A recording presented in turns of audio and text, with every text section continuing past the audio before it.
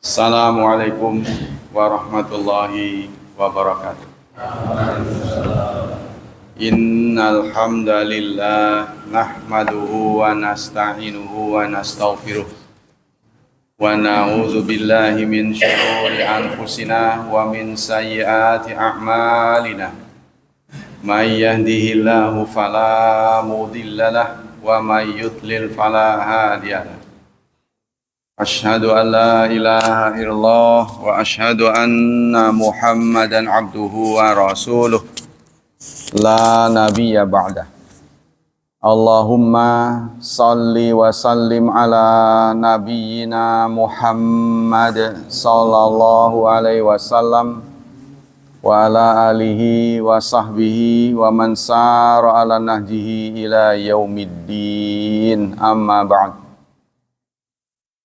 Ayo ikhwah, kita lanjutkan kajian kitab Fiqhu Bulughil Maram, hadis ke 596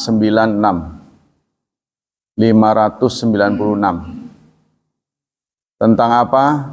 Al-jima' fi Ramadan wa kafaratuhu, bersetubuh di bulan Ramadan dan kafaratnya.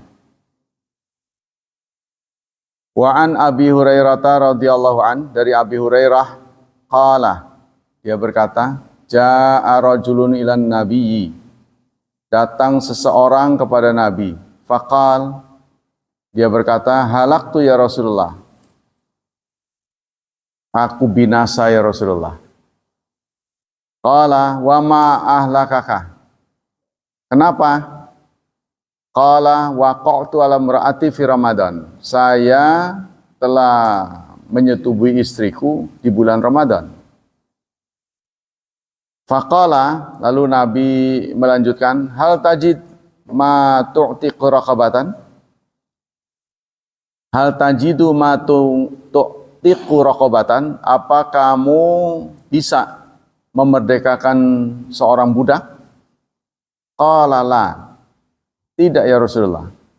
Qala fahal tastati'u an tasuma syahraini mutatabi'ain, apakah kamu bisa berpuasa 2 bulan berturut-turut?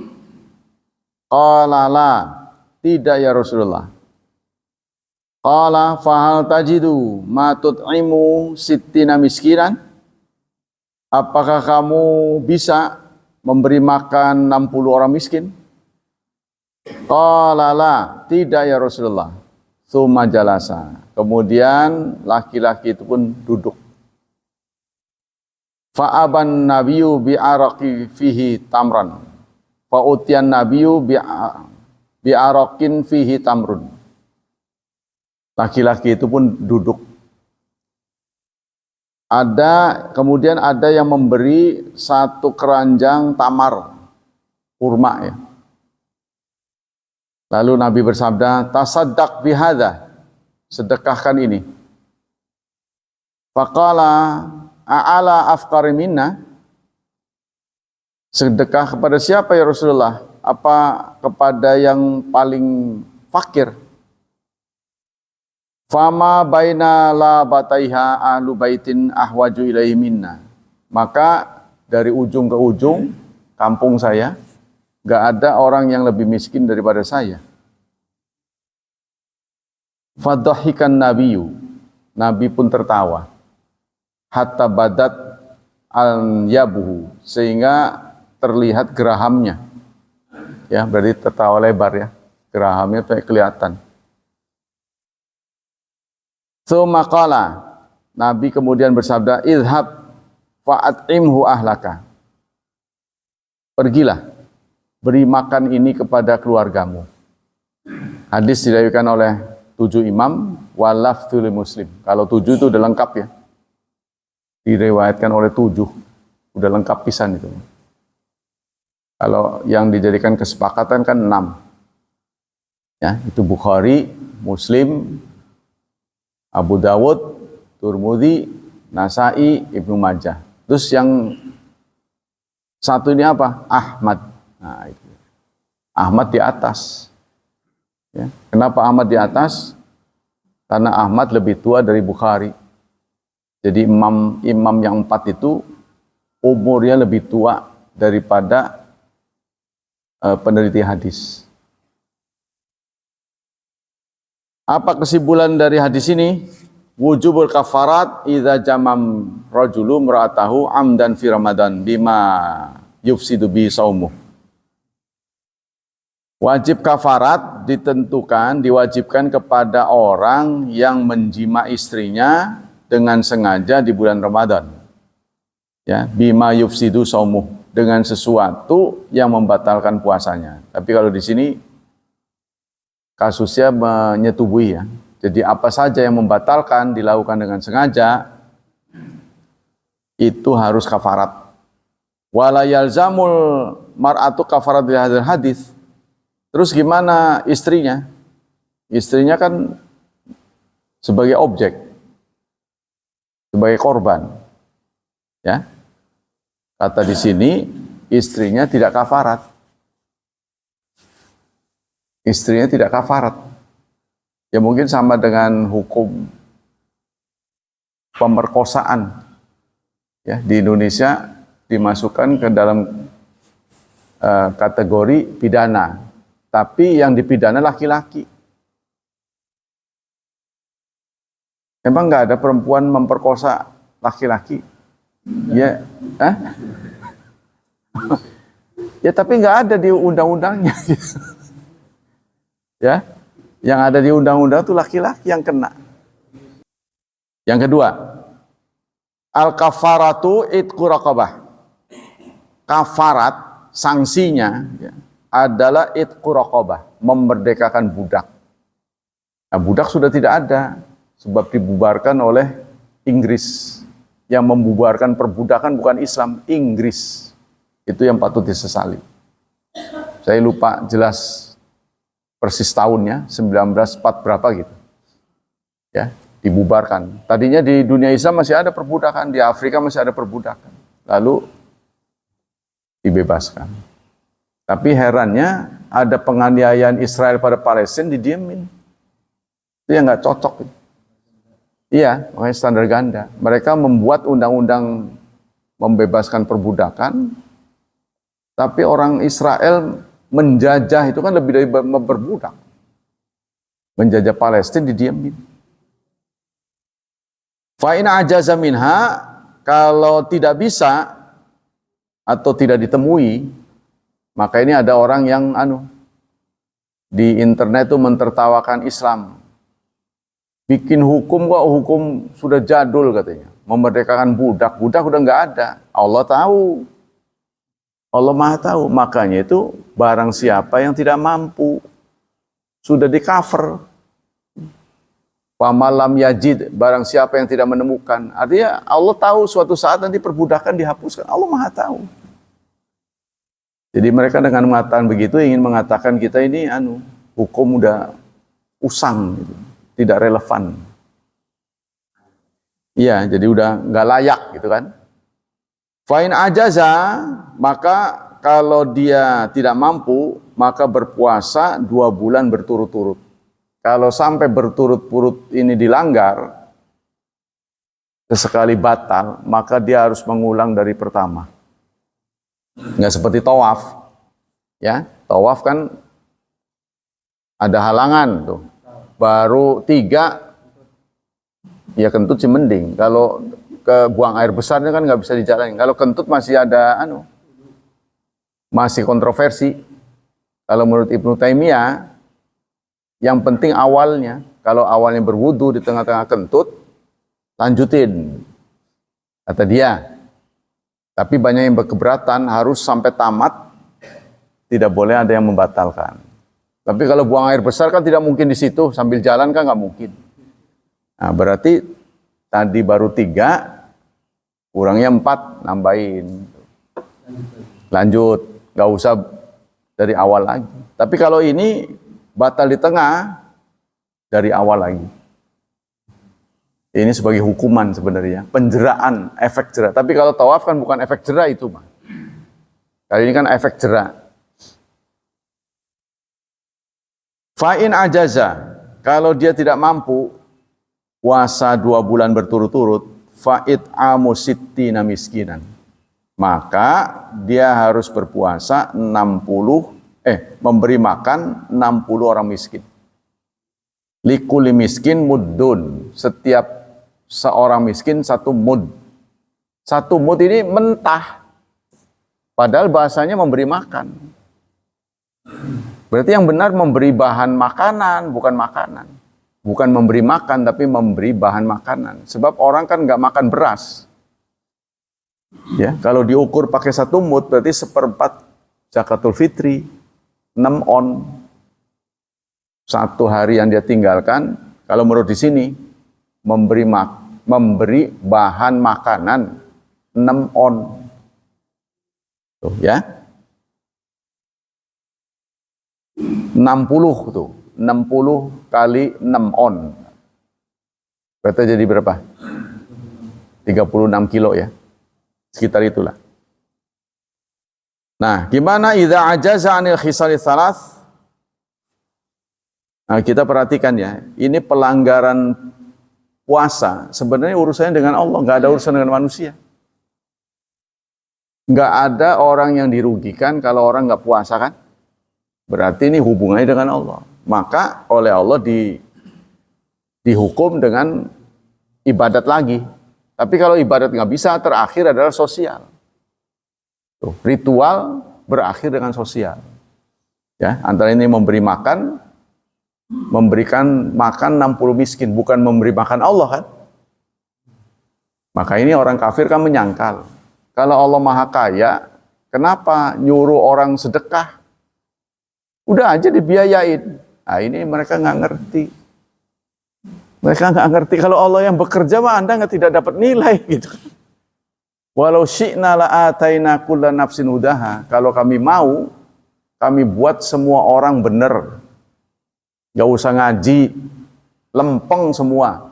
Ya justru kalau nggak ada gerak kita, tidak ada dinamika, hidup lurus-lurus aja gitu, lempeng. Semuanya beres, itu dunia malaikat. Maka malaikat kan pernah mempertanyakan kesanggupan manusia untuk memikul amanah. Ya, dengan kata-katanya ataja'alu fiha may yufsidu fiha wa yasfikud dima. Adakah pantas engkau melantik Adam sebagai khalifah sementara dia berpotensi merusak dan menumpahkan darah? Allah tidak menjelaskan panjang lebar. Inni a'lamu ma la ta'lamun. Aku lebih tahu apa yang kamu tidak tahu. Tuh. Jadi kalau kita menjelaskan sesuatu kepada orang yang nggak ngerti, itu buang-buang waktu. Ya, konon di hutan ada ini.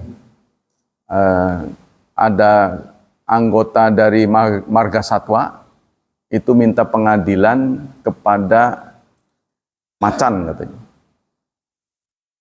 Antara kancil dengan siapa gitu. Nah, kata kancil, ini rumput ini warnanya biru katanya. Kan si binatang tuh, anjing katakanlah, berseteru. Oh nggak bisa. Rumput itu hijau katanya.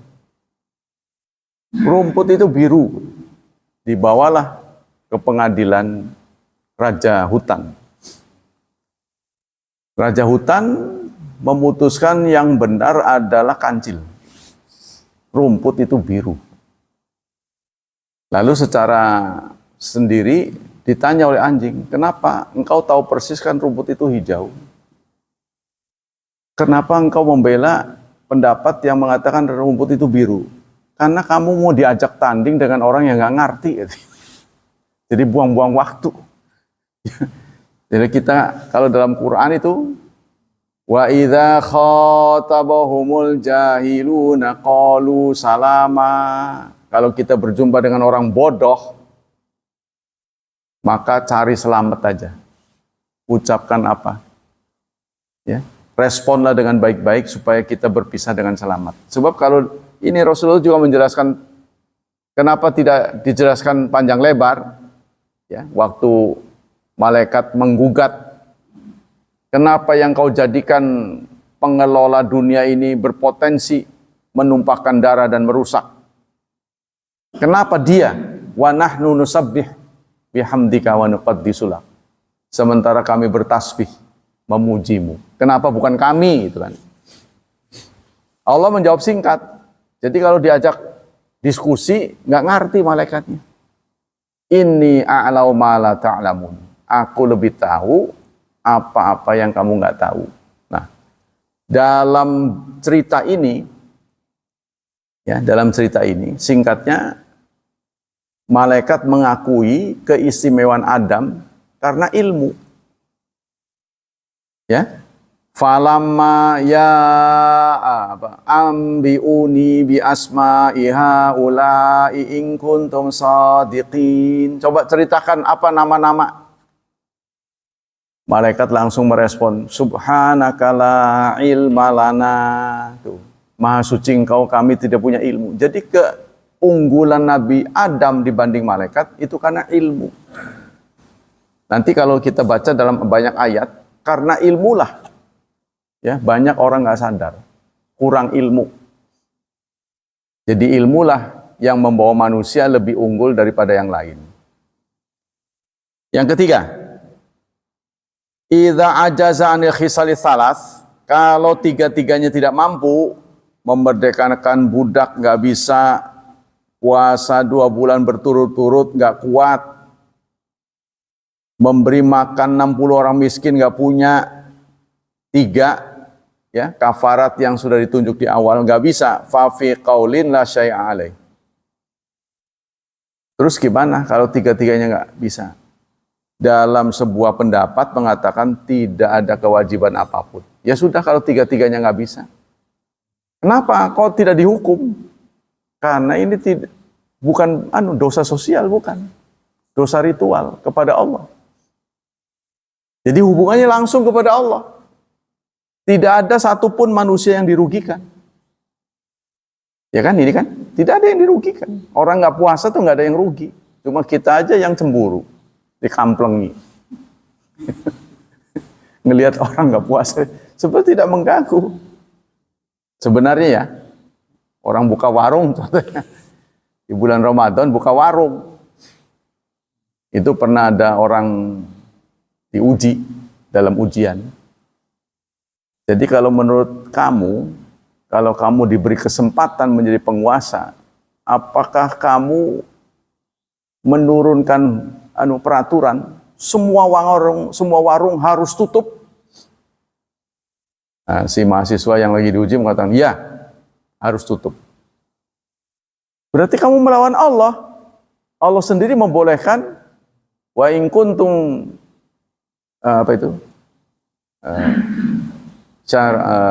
kutiba alaikumus syiyam kama kutiba alal ladzina min qablikum la'alakum tattaqun ayyaman ma'dudat fa in kuntum marda aw ala safar fa iddatum min ayyamin ukhra. Kalau kamu sakit dalam perjalanan silahkan berbuka. Terus makannya di mana? Kalau sedang safar, semua warung harus tutup. Nah, jadi kamu kurang bijaksana kalau semua warung harus tutup. Kalau kamu kecualikan boleh. Tuh ya, contohnya terutama warung-warung yang ada di rest area. Itu kan biasa dikunjungi orang safar. Nah, itu dibolehkan. Nanti orang safarnya gimana makannya? Kata dia gitu. Ya, katanya begitu. Tapi ya itulah, kadang-kadang dijadikan kesempatan ya, dikampleng gitu. Terutama di kota-kota besar itu, paling berlaku 3 hari. Hari keempat itu sudah normal lagi. Maksudnya tahun normal gimana? Merokok, kan merokok pasti batal. Memang nggak kelihatan makan, tapi merokoknya itu. Wasahi sabatat kafarat fi zimati. Nah, kata pendapat yang sahih, untuk mereka yang gagal melakukan 3 hal ini, tetap wajib kafarat sampai dia temukan kesanggupannya. Contohnya dia pokoknya ngutang lah singkatnya. Ya, dia masih tetap dosa. Nanti kalau punya uang dia harus memberi makan 60 miskin. Sementara dia nggak punya, ya udah sampai di situ dulu. Nah, itu nanti kalau udah punya dia lanjutkan. Wala tasqutu, tidak gugur. Kiasan ala sari duyun, setara dengan hutang. Hutangnya kepada Allah. Ya, sama dengan haji lah. Kita semua wajib haji karena rukun Islam. Tapi karena nggak mampu, sementara tahan dulu. Sampai kemudian mampu. Nggak taunya daftarnya itu telat, nunggu mampu. Umur udah di atas 50. Kemungkinan berangkatnya kecil. Kemungkinan berangkatnya kecil ya. Tapi pemerintah ini sudah mulai, mulai semakin bagus dengan membentuk Kementerian Haji ya. Ini baru kan, baru-baru ini. Wala kafarat alaihi fi sahih indal jumhur. Tidak ada kafarat untuk orang seperti ini. Menurut pendapat yang sahih. Jadi lupa segala hal yang jika sengaja dilakukan membatalkan, kemudian dilakukan dengan lupa, tidak batal. Contohnya makan. Aduh, puasa saya. Lanjut. Yang susah itu kalau pas lagi nyanggrek itu. Belum minum baru ingat, aduh puasa. Nah itu susah.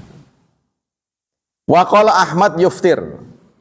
Kata Imam Ahmad, orang seperti ini batal puasanya. Wa alai kafarat, dan wajib kafarat. Wa qila yuftir wala kafarat. Kata yang lain, dia berbuka karena udah kagol dan tidak perlu kafarat. Jadi cukup dikodok saja. Ya, jadi berbeda pendapat nih. Yang 5, idza basyara rajul zaujatahu fi madunal fars fa anzala au qabbala fa anzala batala shaumuh.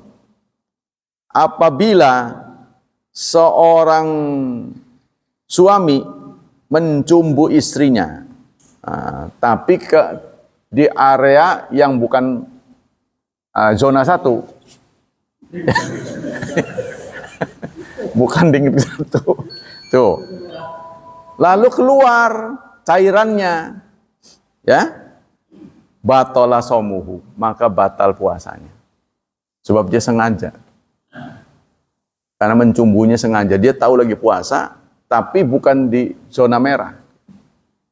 Ya, keluar maka batal puasanya. Jadi yang menyebabkan batal itu keluarnya itu. Iya, keluar maninya. Iya, bukan wadi. Dari kelamin laki-laki itu keluar 3 cairan ya, 4. 1 mani. Nah, ciri mani itu muncrat. Ma'in dafiq. Yang kedua madhi. Madhi itu keluar karena birahi, tapi nggak sampai muncrat, muqaddimah saja. Ada lagi wadi, wadi keluar karena lelah, kecapean dia keluar cairan. Yang terakhir 4 kencing, jadi keluar cairan dari kelamin laki-laki itu 4. Untuk kencing najis, madhi dan wadi ini kotor saja. Ya, mani wajib mandi, tapi tidak najis. Mani tidak najis, tapi wajib mandi. Ya, kalau untuk wadi dan madhi wajib dibersihkan, tapi tidak wajib mandi. Kalau kencing najis, ya, jadi wajib dicuci. Beda-beda itu perlakuannya. Nah, semuanya ini adalah ujian dari Allah. Sebab kalau kita mani, contohnya dianggap najis, lah kita berarti najis. Ya, kita berarti najis. Nah, kita nggak najis. Itulah pemuliaan Allah kepada kita. Sementara bangkai dalam tanda kutip selain manusia dianggap najis.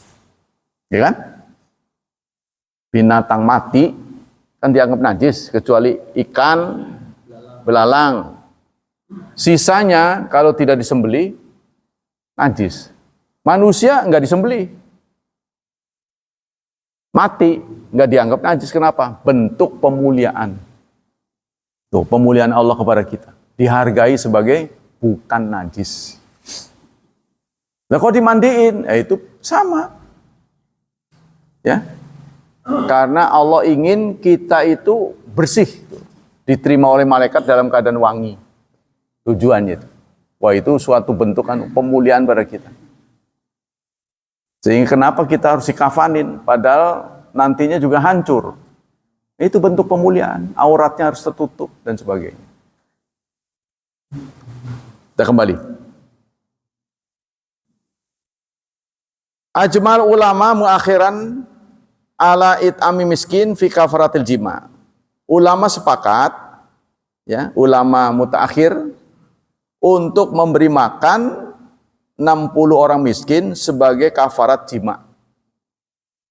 Jadi ada suami yang menyetubuhi istrinya, maka salah satu bentuk kafaratnya adalah memberi makan 60 miskin. Nah, tapi dalam pengertian kalinya ini, ada yang mengatakan makanan atau bahan makanan. Tuh. Gimana? Ya, 60 itu teknisnya diserahkan kalau untuk memberi makan ya, tidak harus sekaligus. Teknisnya diberi keleluasaan pada kita. Apakah 60 itu mau 60 orang atau satu orang 60 kali? 60 diberikan pada satu orang nih, 60 kali. Bisa. Gimana? Iya, puasanya nggak bisa, harus berturut-turut. Bulannya batal bagi 2 bulan. Maka kebanyakan orang milih yang 60 ini. Ya udah pasti secara logika pasti orang milih yang 60 miskin ini pasti.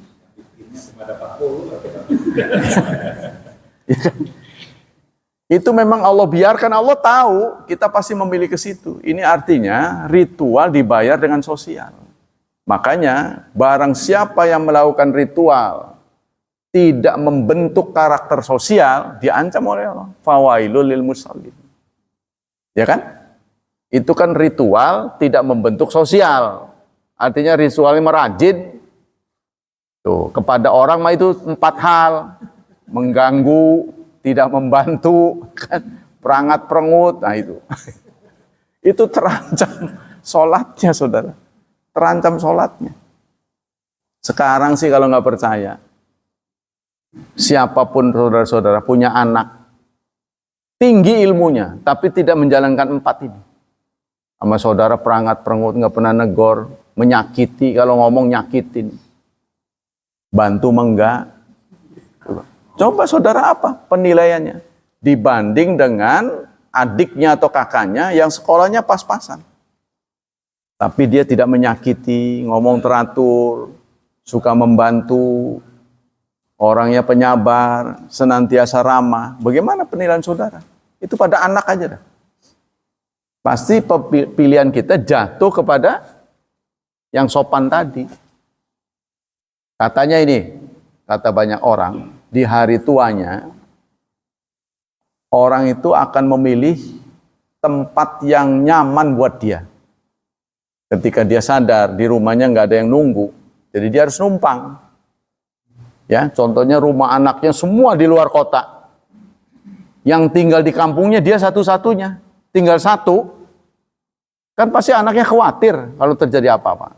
Artinya dia harus silakan milih di antara anak-anaknya. Pasti yang dipilih itu yang nyaman buat dia. Nggak selalu pinter. Nggak selalu kaya. Orang yang terpilih oleh orang tuanya untuk ditumpangi, maka hidupnya berkah. Itu saya perhatikan rata-rata. Rata-rata loh ya. Tapi kalau Anda ditumpangi nggak berkah, saya nggak tahu nih. Berarti ada yang error. Yang mantunya baik. Ya? Yang mantunya baik. Ya. Biasanya saudara, istri kita itu tidak baik sama mantu perempuan, biasanya. Rata-rata loh, rata-rata tapi nggak bisa dipukul rata. Rata-rata begitu. Sementara mantu laki-laki ya selalu baik sama mertua perempuan. Jadi istri kita ini milih nih, kalau sama mantu perempuan dia kurang baik, nggak akur. Kalau sama mantu yang laki-laki baik, kadang-kadang malah anak kita dikalahkan sayangnya. As-shaimu yusbihu junuban. Nah, yang kedua adalah seorang yang lagi puasa di waktu subuhnya junub. Ya, boleh jadi dia ketiduran kan? Jadi udah imsak. Adzan subuh belum tadi malam udah tempur ini. Contohnya gitu. Belum mandi. Nah, gimana kasus orang seperti itu? Diriwayatkan oleh Aisyah, diriwayatkan dari Aisyah wa Ummi Salamah radhiyallahu anhuma annan nabiyya, bahwa nabi kana yusbihu junuban. Rasulullah pernah masuk waktu subuh dalam keadaan junub. Rasulullah sendiri meneladankan. Ya, sebab kalau nggak diteladankan oleh Rasulullah, kita nggak nyontek nanti. Ya, nggak mengalami. Jadi kalau tidak dialami oleh Rasulullah, nanti kita merasa bersalah gitu loh. Min jima'in, karena jima'. Suma yaktasil. Kenapa ini dituturkan oleh istrinya? Karena istri yang tahu persis. Masa jima' diketahui sahabatnya, kan nggak mungkin. Ya, contohnya dari Abu Hurairah, ya nggak mungkin lah. Masa Abu Hurairah ngintip? Makanya penting istri Aisyah ini. Kenapa Aisyah dijadikan beliau masih belia? Karena yang namanya Khadijah nggak ada dongengnya. Coba Anda perhatikan, menikah dengan Rasulullah puluhan tahun nggak ada dari Khadijah gitu, nggak pernah. Ini saya nggak tahu nih apa yang terjadi pada Khadijah. Rasulullah menikah dengan Khadijah itu kurang lebih berapa tahun tuh? 25 tahunan. Jadi beliau umur 25, kemudian di usia 50 Khadijah wafat. Berarti kan 25 tahun. Tapi nggak ada ceritanya. Satu-satunya cerita dari Khadijah adalah awal turunnya wahyu. Beliau gemetar, terus selimuti aku, selimuti. Lalu dia menenangkan. Aku yakin yang datang itu adalah makhluk yang baik. Karena engkau orang baik. Pasti kalau istri kita, ya udah jangan ke sana lagi, pasti begitu. Ya kan? Mengompori. Kata saya juga jangan ke sana, ngapain? Malah dimarahin. Saya yakin yang datang itu pasti orang baik karena engkau baik. Tuh, begitu. Ya, Khadijah ini menimbulkan kenangan yang sangat dalam pada diri Rasulullah. Setelah kematiannya, Aisyah suka ingin membanggakan lebih dari Khadijah. Kok melamun, kanda gitu kan istilahnya. Kok melamun? Kan ngelamun itu ya, si nenek itu ya, menyindir Khadijah. Si nenek itu kan ada penggantinya nih yang muda nih. Rasulullah bukan gembira, niat dari Aisyah itu menghibur. Tapi bukannya gembira, Rasulullah marah seperti perang katanya. Aku tidak pernah melihat wajah perang kecuali dua. Pertama, beliau lagi memberikan komando. Yang kedua, saat disinggung Khadijah. Mengapa saudara? Secara psikologis ya, kalau saya lihat, karena beliau banyak membangun Islam dari awal dengan Khadijah. Setelah berhasil, beliau tidak ada. Ini tidak beda, Anda akan meneteskan air mata ketika Anda dibiayai oleh bapak, ibu, ya, kuliahnya, sayangnya luar biasa pada Anda. Ketika Anda sudah berkarir, ini punya, itu punya. Seharusnya Anda sudah memberi, yang diberi sudah nggak ada. Kita suka meneteskan air mata. Ya Allah, coba kalau bapak ibu masih hidup, waduh, saya ajak ke sana, saya ajak ke sini. Itu sama kenangannya seperti itu. Nah, wallahu a'lam bishawab. Ya, jadi pernah dicontohkan oleh Rasulullah bahwa tidak ada masalah ya kalau sampai kita kesiangan masih berjunub, ya, sebab junub itu bukan syarat puasa. Syarat puasa itu kan menghentikan makan dan minum. Ya, yang penting waktu start tidak dalam lagi action, itu kan, sudah selesai. Kita lanjutkan dengan fiqhut tataruf. Kaidah takfir ke-13. Ada 13 ya. Kullu kana ahlul ilmi wa sunnati la yukaffiruna makhalafahum wa in kana dzalikal mukhalif yukaffiruhum. Nah, ini salah satu bentuk toleransi adalah seluruh ahli ilmu dan ahli sunnah bersepakat tidak akan mengkafirkan orang yang berbeda pendapat dengan dia. Ya, jadi kalau ada orang beda pendapat dengan saya tidak boleh mengkafirkan orang itu. Wa in kana dzalikal mukhalif yukaffiruhum. Meskipun orang yang beda dengan pendapat dengan saya mengkafirkan saya. Maksudnya kita nggak boleh membalas turut mengkafirkan. Falaisal insan ayu aqaba bimithli kaman kadzaba alaihi wa zana bi ahlika. Meskipun katanya Ibnu Taimiyah sampai menandaskan, meskipun orang itu berzina dengan istrimu. Walaupun orang itu menzinai istrimu, naudzubillah ya. Gara-gara begitu, kamu tidak boleh murtadkan dia. Iya, itu masuk kategori dosa. Jadi murtad ini masalah yang sangat riskan. Gak boleh kita sembarang keluar. Ya, mengkafirkan orang. Ini pendapat Ibnu Taimiyah. Laisalaka, Anda tidak berhak antukadziba alaihi, berdusta. Ya kalau dia berzina, katakan berzina. Jangan Anda mengatakan murtad. Gara-gara menutupi aib, jengkel luar biasa. Murtad ini orang. Sehingga dihukum bunuh. Ya kan? Gara-gara itu. Wa tazni bi ahli li'anal kidba wa zina haramun li haqqillah. Karena berdusta dan berzina sama-sama haram. Wa kadzalika takfir haqqallah fala tukaffir ila man kafarallah wa rasuluh. Begitu juga takfir. Takfir itu hak Allah dan Rasul. Kalau Allah yang bicara kafir, baru. Kalau Allah yang menyebutkan kafir ya, contohnya di zaman sahabat ada teman yang dipuji-puji karena di setiap kegiatan perang dia ikut. Wah, surganya ini pasti luar biasa ini. Tapi pernyataan Rasulullah justru terbalik. Huwa finnar. Dia di neraka. Tentu saja membuat terperanjat para sahabat. Kok bisa?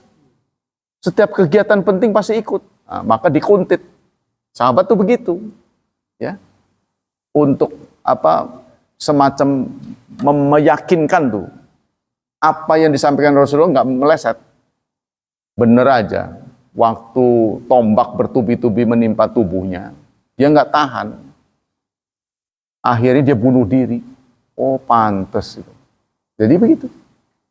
Ya, jadi kalau ada statement dari Rasulullah dan Allah dan Rasul, orang minggir, nggak berani. Nah, suatu saat ada perempuan-perempuan yang memuji, wah ini surga, ini surga. Kok kamu tahu? Rasulullah langsung menegur, kamu hanya boleh katakan insya Allah, jangan memastikan. Tuh, menegur sahabatnya. Sebab Rasulullah tahu nanti setelah beliau tidak ada akan terjadi begitu. Memastikan. Kita nggak boleh. Fa inna takfira syakhsa al-mu'ayyan wa jawazu qatli mauqufun ala an tablughal hujjah nabawiyah allati yukaffir man khalafaha. Karena mengkafirkan seseorang. Ada waktu ya?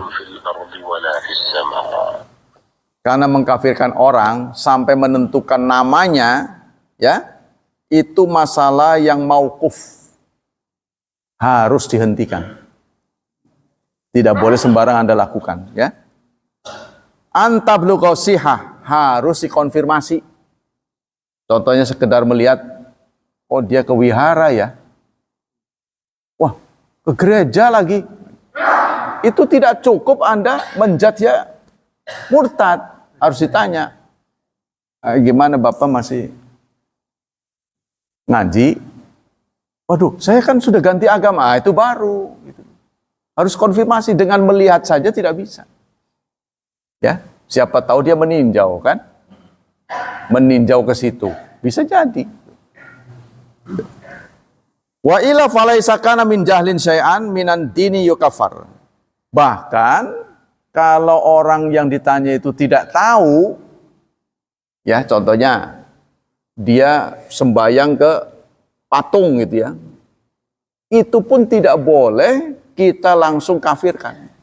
Kok tidak boleh? Padahal kan jelas-jelas menyembah patung kan murtad, ya kan? Musyrik. Sebab kita tanya dulu, kenapa Bapak ke situ? Nah, kan nggak masalah, kan dia Tuhan juga. Nggak boleh, Pak. Oh, saya nggak tahu. Berarti nggak tahu. Kebodohan ini. Jadi gara-gara kebodohan, tidak boleh kita hukumi dia sebagai kafir. Makanya kan saya pernah mengatakan, ada dua istilah yang kita harus pandai memilahnya. Bid'ah dan khilafiyah. Bid'ah itu tidak boleh, khilafiyah boleh. Karena khilafiyah itu dicontohkan bahkan di zaman sahabat sekalipun. Tidak ada masalah. Tapi kalau bid'ah dilarang. Jadi ada dua istilah, kita harus tahu bid'ah dan khilafiyah. Kalau bid'ah tidak pernah dicontohkan oleh Rasulullah. Kalau khilafiyah beda sudut pandang. Ada dasarnya lah. Iya, ada dasarnya. Rasulullah pernah begini, pernah begini, pernah begini. Contohnya, kamu harus sholat asar di Bani Quraidah. Begitu Rasulullah memberangkatkan prajurit. Di tengah jalan, masuk sholat asar. Mereka sholat, sebagian. Sebagian nggak mau, karena pesan Rasulullah harus di sana. Kedua-duanya setelah pulang, menyampaikan kepada Rasulullah, ingin uji siapa yang benar. Kedua-duanya dibenarkan oleh Rasulullah. Sodakta, walaka ajran, kamu benar. Yang sholat asar di Bani Quraidah, kamu benar. Terus yang sholat, waktu tiba sholat, dia sholat, walaka ajran, kamu mendapat 2 pahala. Jadi semuanya dibenarkan oleh Rasulullah, tidak disalahkan. Ya, jadi beda pendapat, itu tidak selalu bid'ah. Jadi ada begini ungkapan, jangan membid'ahkan khilafiyah. Tuh, ada 1-2 ungkapan. Ini dikeluarkan oleh Endang Saiful Ansori. Dan jangan mengkhilafiyahkan sesuatu yang sudah jelas bid'ahnya. Yang bid'ah jangan dikhilafiyahkan, ya. Dan yang khilafiyah jangan dibid'ahkan. Jadi jangan membid'ahkan khilafiyah, jangan mengkhilafiyahkan bid'ah. 2 hal ini, 2 hal yang berbeda. Ya. Sesuatu itu satu sisi dianggap khilafiyah. Tapi oleh yang lain itu jelas bid'ah. Contoh, doa kunut. Ada yang menganggap itu khilafiyah, ada yang menegaskan itu bid'ah. Ya itu khilafiyah makanya. Ya itu beda pendapat sudah khilafiyah itu. Ada yang mengatakan A, ada yang mengatakan B. Itu sendiri khilafiyah sudah. Masuk kategori 2 pendapat. Jadi, ngerti gak? Ya toleran. Atau yang khilafiyah. Kan beda pendapat. Toleran berarti. Harus toleransi. Pokoknya sepanjang ada dalil, kita nyerah angkat tangan. Walaupun dalil yang dipilih dia berbeda dengan pilihan kita. Ya, berbeda pilihan dengan kita. Tapi kita tidak boleh membid'ahkan. Sebab begini konsekuensinya. Kita membid'ahkan kunut. Contohnya. Lalu ada imam kunut. Kita ikut. Itu kita sendiri bid'ah, haram. Gugur berarti kan. Kenapa dia ikut di belakang? Iya. Itu akibatnya loh. Ngerti ya?